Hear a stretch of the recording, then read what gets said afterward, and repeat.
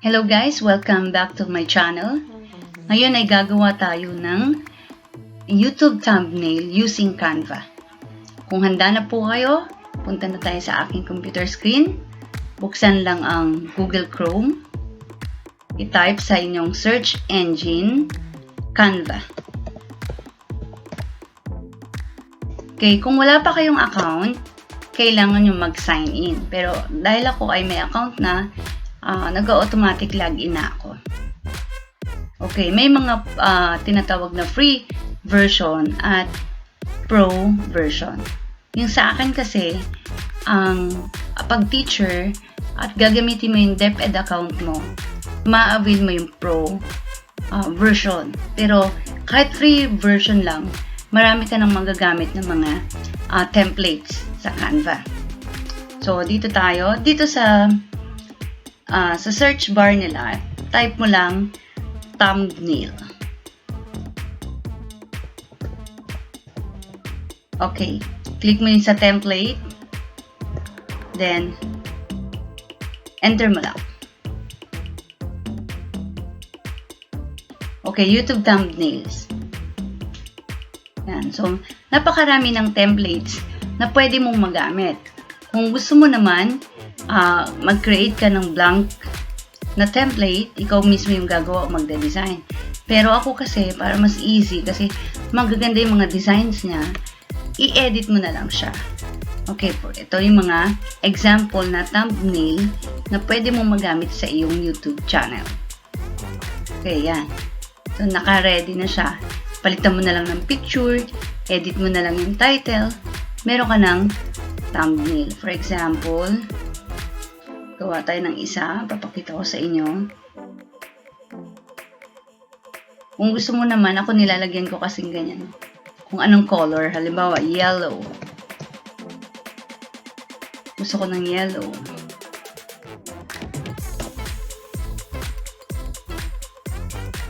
Okay, yan. Marami na siyang mga design na may touch ng yellow.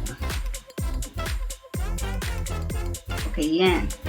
For example, ito yung napili ko. Yung thumbnail na yan. I-click mo lang yung customize this template.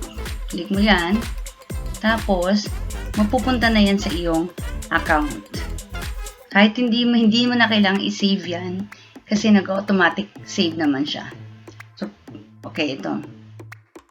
How to create. Lagay natin. How to create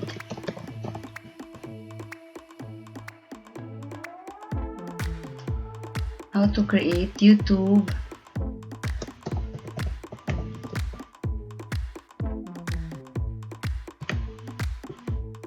thumbnail. For example, yun yung tapos palitan mo lang yung picture. Okay. Mag-insert ka. Click mo si elements.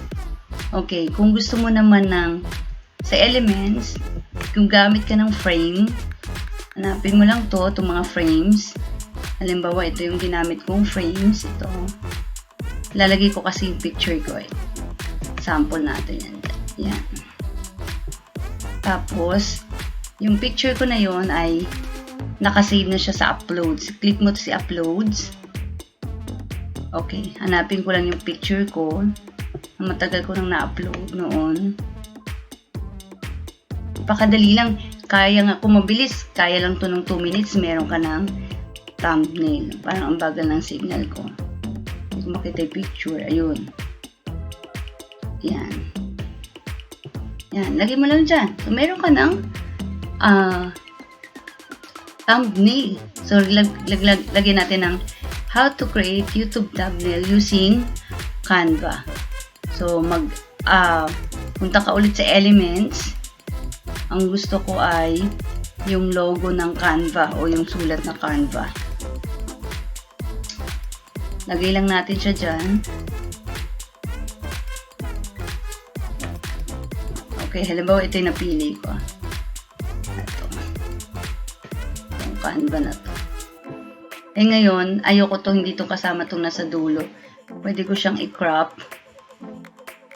Ganun ko lang, bawasan ko lang siya dyan. Okay. Yan na. Ibig sabihin, Canva yung ginamit ko sa pag-create ng thumbnail.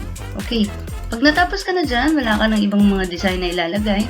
Pero kung gusto mo pa, pili ka lang dito sa elements. Napakadami mong pwedeng ilagay dyan.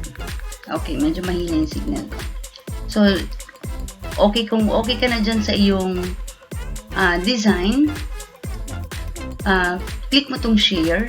O bago mo i-click yung share, lagyan mo muna ng title dito sa taas. Okay.